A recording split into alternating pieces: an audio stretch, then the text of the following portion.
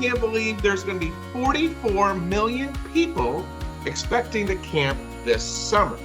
But hey, it's time for another Launching Life Journeys podcast powered by Heartland RV. And as I just said in the brief intro, Monika, that's right, I've got the biggest name in the RVIA.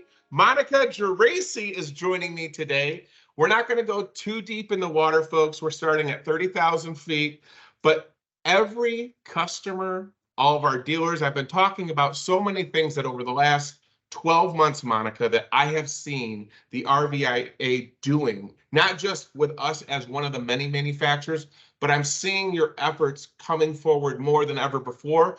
Could be because of the emergence of all the new sales and thousands of families that are now RVing. But needless to say, our director of marketing, Leslie Melvin, was like, you've got to get Monika on. I said, I will ask. We'll see. I got past security. You were busy in Washington, D.C.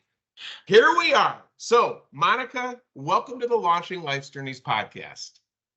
I'm so happy to be here, Willie. Thank you for inviting me on. I'm really excited to talk to you and get the message out to your audience. And that's, let's start there. So, our audience, right? As you and I talked offline, I work for a manufacturer. I'm the national brand manager. What does that mean? To me, all branding is the totality of the value that you're providing to a customer and you're delivering and meeting their expectations. So within my seat, we have competitive landscape. Hey, how is Heartland maybe better than somebody else? But where we're all humbled, we all are proud members of the RVIA. And there's so many things that I have seen thanks to one of my best buddies, Jim Fenner, our Vice President of Customer Service and Engineering, a guy that doesn't smile too often, and he has zero tolerance for cutting any corners. And so the first thing I want to really talk about is, we're coming post-pandemic, obviously an influx of products that were delivered maybe faster than ever before. We are trying to curb repairs, because there is, a need for service throughout North America with all the dealer network, better education and communication from us as a manufacturer and our responsibility and our commitment to give people a better ownership experience. There's also the buying experience. That's the responsibility of the dealers. So one thing that I want everybody listening to, and our audience is, primarily RV owners, is to really understand the advocacy and the work that you and your team are putting into, which is the number one priority, and we'll start there with safety. Yep, absolutely. So sorry. No, I was just going to say, so in regards to safety and your expectation of all of us members that have to adhere to, can you just kind of talk about safety as a topic? Yeah, so all of your listeners or anyone who's been in an RV should see the RV Industry Association seal right there at the door. And not everyone is clear on what that seal means. And what that seal means is that the manufacturer of that coach is a member of the RV Industry Association. And as a condition of membership, every single manufacturer has unannounced visits from our team of inspectors. We have a team of full-time inspectors that promote the safety by monitoring adherence to the standards adopted by the board of our board of directors. And so this is going to be the National Fire Protection Association's NFPA 1192 standard for RVs. It also has the National Electric Code. There are actually over 500 safety-related standards requirements that these inspectors inspect to. And so what that means is these full-time inspectors do these unannounced visits, and they walk the entire line, and they look to check and make sure that these requirements are being met. And more importantly, it's not just checking to make sure they're being met. These standards change regularly as there's advancements in technology, or there are changes in the National Electric Code. There are additional other changes. So these inspectors also provide education to the people working on the manufacturing lines and the plant managers to say, here, maybe you're doing it this way. This is the correct way to do it, because ultimately the safety of our end consumer is of paramount importance. And so that's, end of the day, what that seal on the door of your coach means is that it is meets all of those safety standards. And the one thing that I want to say, and you corrected me when we were offline, but you said it so eloquently. When we first started talking again, I had mentioned safety. I says, oh, that's like quality. You were quick to correct me and say, no, that's completely different. Can you repeat the quote that you gave me in regards to quality and safety and what that difference is and what it means to you? So we don't, at the association, we don't monitor quality. Quality is a competitive issue, just like in every industry. Yep. You can choose, and often you're going to pay more for quality across every industry. So quality is not not something that we at the association monitor. Safety is, and that's what these standards are. They are safety standards. They're not quality standards. Yep. And so really safety, to everybody listening, in the eyes of Monika and the entire RVIA and all of their members, including Heartland RV, is non-negotiable. And not a competitive issue. Like safety, yep. Not a competitive issue. That's right. And so obviously, as we have, Heartland's RV, as a reminder to everybody, started in 2003. And then over the course of time, there's been different ownerships, and now we're under the Thor umbrella. So obviously, like I said, seeing our development, seeing our growth, seeing our SOIs in place, our commitment to safety, I see it every single day in our plants, in our factories. And as we move forward, a lot of people will ask me too, like, hey, Will, it's great that you've been talking more and more about the RVIA. Wow, we didn't know all the things that they're doing in regards to safety. We do get questions all the time when I'm at a dealership lot, and they'll say, hey, what's that shiny reflective sticker right there? And that is exactly what you spoke to. So obviously, as somebody that is a proud member, I am thankful for the work that you and your team have put together or put into our industry, because, we do want people to have a lifetime of memories, and they can't have that without safety. So I just think it's important that people understand that is like priority one for the RVIA. Additionally to that, I made the joke when we were offline. I said to you that I believe the RVIA is our extended eyes and ears for the VOC, the voice of the customer, the consumer. There is so much data about the market, different innovations, the wants and the needs that you provide all of us as members for. And a lot of people think, wow, Will and his team is pretty brilliant. How'd they know that we needed this, floor plan to accommodate, 4 children and to have solar and all these things? We wouldn't have the innovation. And I have to give credit also to Mel Maddox, our VP of purchasing. We use that data so much. We're dependent on that data. Like I said in the intro, 44 million families. That's a lot of voices, and those are just the people that are expecting to camp. Yep. There's probably an additional millions of folks that are thinking about making that, and yet you and the RVIA, you go out and capture all that information. So in regards to the data, I guess, how do you guys go about putting information out there and capturing it from the consumer? Yeah, so we've got a number of different ways that we conduct our research. And end of the day, it is to make our members' companies better at their jobs. And what makes our member companies better at their jobs? When they're meeting the needs of the consumers. And so knowing what those consumers are looking for, and knowing what those consumers and customers, current customers and potential future customers, what they look like, what they're wanting, is of utmost importance. And so we do this in a number of ways.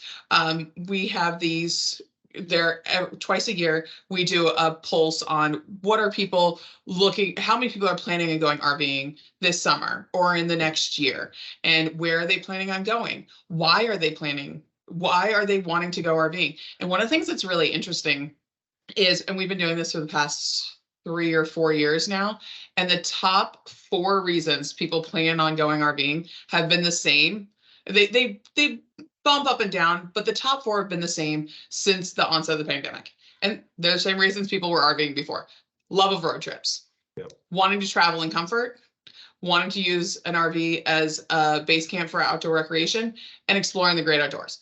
Those 4 have bounced back and forth in those top 4 spots.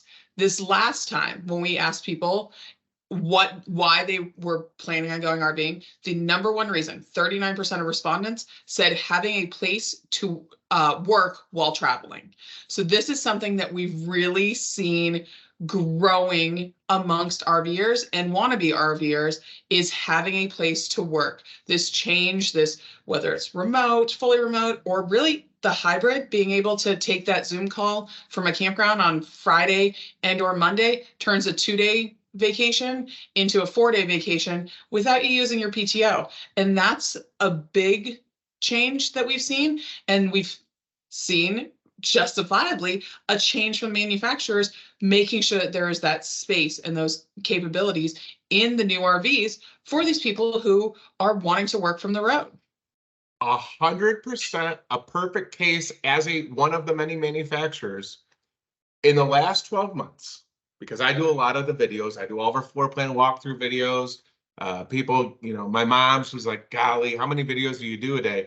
And then we do like the Facebook Friday live. So we'll do a live walkthrough to engage with consumers directly, whether they like us or not. And I have never seen more floor plans that have an isolated office setting or in some of the bunkhouse models. Now everything almost, it's expected.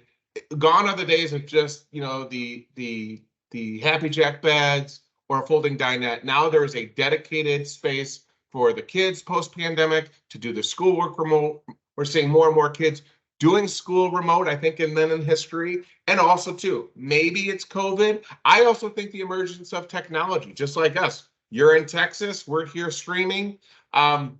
That allows a lot of employers to say, hey, you know what, we can cut our variable overhead costs with all these fancy offices, and now we can just radio in it to everybody on our team. So I think that combination, to your point, with the data that you've provided us and the information that we used when we develop floor plans, it's 100%, delivering on, what you've captured from the end consumers, and we try to build to that feedback. So like I said, I know personally as a manufacturer, we love all the work that you guys do. I know that it's intense. It's a lot of data, and I say a lot, I mean a lot of data.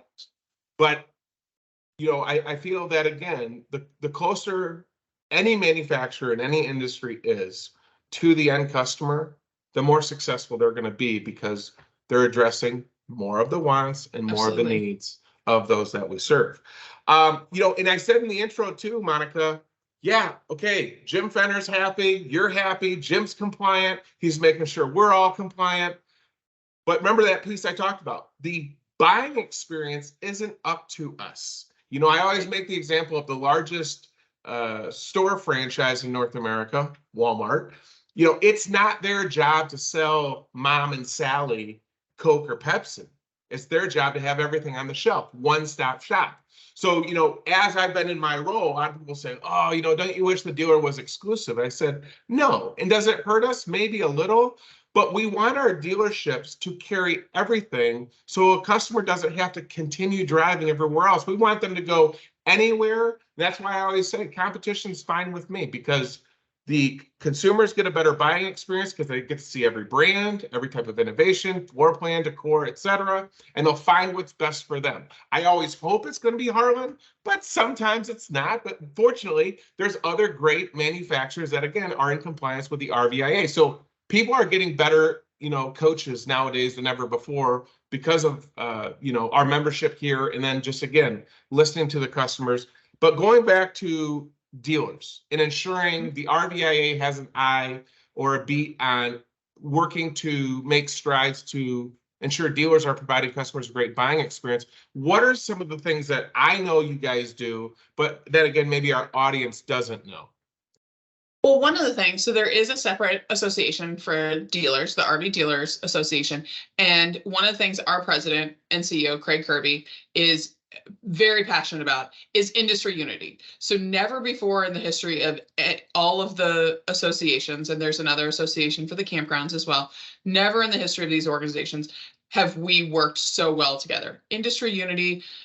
Craig will say, if you've ever heard him talk, you've probably heard him say, our industry is a three-legged stool. You've got the manufacturers and suppliers, you've got the dealers and service, and then you've got the campgrounds. And it's up to all three to create a fantastic customer experience. And without one of those, the stool falls down and it hurts all of us. If people aren't having a good experience because of issues with a coach, that's not good for dealers and campgrounds. If they're having a bad experience at a campground, not good for dealers and manufacturers. The buying experience isn't great. Same thing. So we've been working together very closely to improve campgrounds, both the amenities there and the availability. And we've been working really closely with the dealers.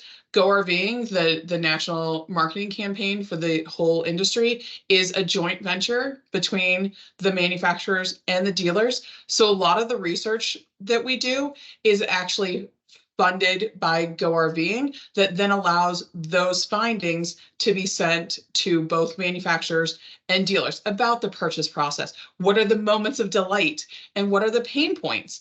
And talking to consumers after the fact is one of those things that is a pain point.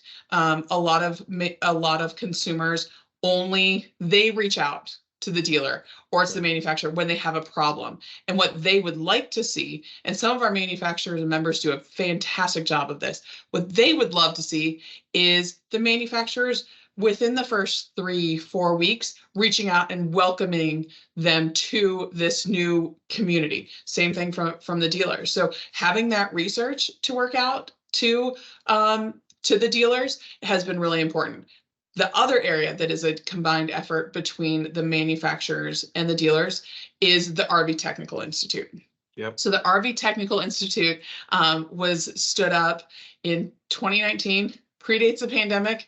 We knew there's a lot more RVs that have been put out on the road. Even prior to the pandemic, the industry was going like this. There's 40 years of long-term growth. Pandemic definitely supercharged it. Oh, but yeah. Even before that, there were more RVs on the road than really the capacity to not even fix problems, just to like service. Like, these vehicles need to be serviced. So this was a big investment by both the dealers and the manufacturers, saying we need more techs, we need them trained, we need them certified as techs. So the RV Technical Institute was stood up, and this is a way that the industry recruits and trains technicians so that we can get our customers with their coaches being serviced and back out on the road. Mm-hmm. And and then again, this is separate from that first point we talked about with safety. The technical training that is provided by the RVTI, Curtis does a phenomenal job. And again, it was humbling for me because, again, Jim Fenner is like, hey, you need to go check it out. So he set up a day for me to go, and I was blown away with how comprehensive it is. And now more than ever, when we look at the data that we're getting from you, the 12,000 pages of data, by the way, it is the emergence of new technology that we've never had in the past. For example, we're seeing the emergence of solar. That's almost becoming a standard item. We're seeing a lot of consolidation of wiring to centralized locations to make it more user-friendly and accessible for that maintenance. So when I see, like I said, the influx post-pandemic of, we have two pillars, really. You have a record amount of families that are camping more than ever before, and a dramatic, fast ramp up of new technology that the industry has never had. So seeing the work that the RVTI has put together for both our dealerships as well as us as we're learning and embracing new technology has just been amazing to see how fast you guys were able to pivot and get in front of all of our dealers with this influx, especially post-pandemic. So I really applaud, the efforts of you and the team and what you guys are doing for the dealers, because again, the dealers have been saying to me, over the last 8 to 10 months, really a lot of the meat and potatoes that we're getting deep into with the RVTI and the education, we're seeing career advancement where our own staff now feels more empowered than ever before, coming up with their own internal new initiatives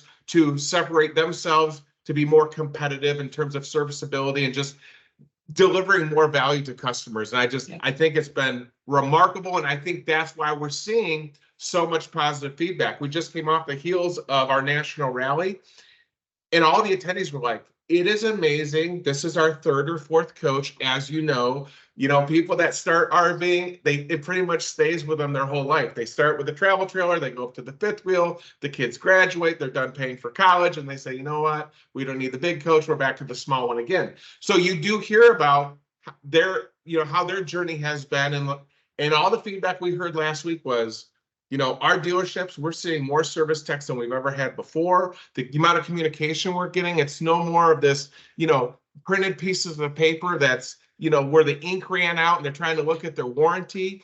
I applaud Jim Fenner and our team with the all-new Heartland Owners app. We're one of the first to launch this app that allows customers to register and track their own warranty from the app free of charge. They can use all of the resources, maintenance videos. We've been, bringing in our supply chain to actually be on videos with us for, again, that transparency. And I love the thing you said earlier about Mr. Kirby. I always say crush the silos. So when you guys talk about your 3 legs, that's really what it is. Transparency among everybody. And the more we listen and react and respond, just the better the lifestyle is going to be.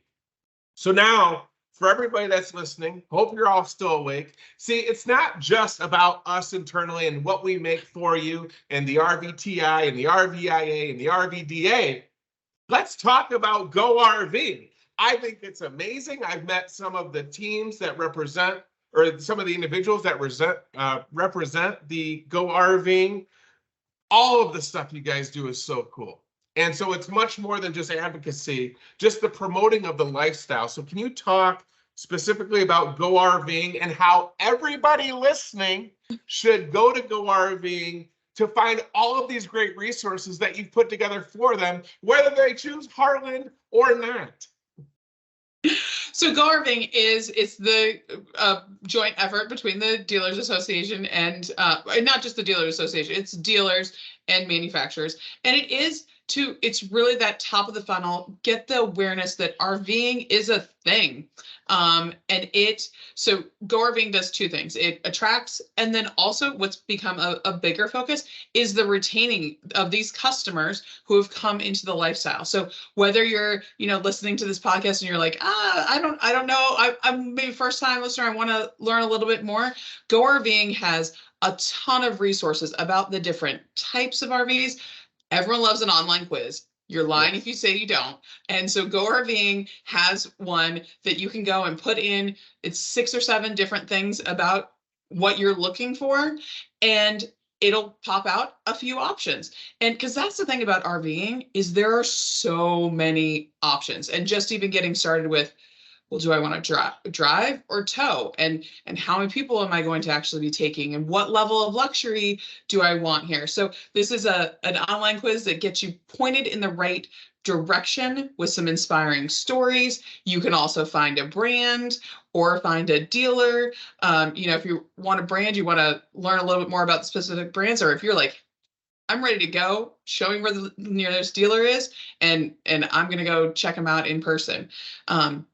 And then on the retaining, so this was in particular over the past few years when we had so many first-time RVers come in that were like, I'm going to go do this, but maybe weren't fully educated on how to RV, and that it is a house systems and vehicle systems all in one. Like imagine getting a rental car and your Airbnb, and you've got to figure out where the light switches are and where the brakes are and all of those things. And you really have to be educated to go in and have a good experience. So Go RVing worked with a number of different really seasoned RVers to provide how-tos. So there's some, Matt Light, who is a football player, he did a whole 10-part series because he's an avid RVer.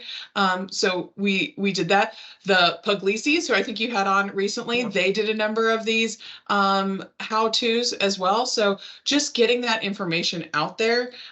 We want that to be the one-stop shop. Brands, dealers have a ton of great resources as well, but having that first place that you can go to and get people off on a good first step. Yeah. And the one thing that I want to do too, I want to give a little shout out because I think she's one of the sweetest women I've ever met, Janine Pettit from Girl Camper. Yes. And I think that makes a good segue and transition. So again, everybody listening, if you didn't hear it already from Monika, go to the Go RVing. Is it GoRVing.com? GoRVing.org? .com. GoRVing.com. Okay. Go to GoRVing.com. Immerse yourselves. It's all relatable content. It's not coming from me with gel in my hair telling you how great we are. It's about the lifestyle before you even pick a brand. And the thing that I really applaud Janine on, I had her on as a guest, and I'm like, this woman is an angel. Like, she is the nicest lady. But what she exposed for me is these changing of the demographics. You know, everybody starts their RVing lifestyle at different stages. Some people start in their 50s as retirement. We're seeing a lot of, again, page 4,862 of your data set that you provided us. We're seeing the average age, I think right now is what, 32, 33 years old? 32. And I do want to make sure that is the median age of a first-time buyer in 2022 was 32 years old. Yeah. So just when you go to GoRVing.com, I think that's what really sets in and is a lot of value for everybody listening, to just see all of these. You know, we have a motto at Heartland, launching life's journeys. Everybody has a journey to share, and GoRVing.com is that. You should be signing up and following, because there's just so much there. And like I said, Janine has done so well with Girl Camper, you know, bringing, you know, independence and freedom and confidence to women to be able to camp. They don't need their husband there. They can do it on their own. And it's just, like I said, you're just seeing all the efforts of you guys accelerated more than we've ever seen because of post-pandemic. But that's what's been so exciting, is you're meeting, you know, every different race, every different age, different demographics, and yet everybody is making thousands of memories with those that they love. So it just, I do want to applaud you, the RVIA, and everything that you guys do. I get a big pat on the back from our Director of Marketing, Leslie Melvin, for getting you to take time to be on our podcast. I think Jim Fenner is going to be happy because I mentioned him, I think, 3 or 4 times. Mel Maddox has been wonderful. This is why I do the podcast. He said to me, Mel has a history in the industry. He actually owned an RV company himself. Now he's our VP of purchasing. When I came in, I sat down with him. I says, hey, what do you think I need to do? He goes, less gel in your hair and selling, more listening, and bring content directly to retail. Because if you do that well, you're actually going to help the dealer. You know, the dealers are going to say, hey, we've already done our research on our own. We've gone to GoRVing.com, like Will and Monika said. We've got all the information. We know what we want to buy, but we're better educated because we have more information that's been presented to us from a retail perspective. So again, I do appreciate my mentors. I thank you so much. I know how busy you are. It's crazy. You've been with the company, or you've been with RVIA for 13 years, right? I have been. Yep. So congratulations to you. I mean, that is with the amount of work that you guys are doing, like, I'm pretty blown away. So I really do applaud you. I thank you so much for taking some time to be a guest on the Launching Life Streams podcast. If anything more exciting comes, you're of course always welcome to come back. So if there's new updates with some of the collaborative efforts with GoRVing.com, everybody expect me to bother Monika once again and have her back. So Monika, thank you so much. And I wish you a great rest of the week. Thank you for having me, Willie. I'm Will Miller, and I want to thank you for tuning in to the Launching Life's Journeys podcast, brought to you by Heartland RVs. Stay tuned for our next destination.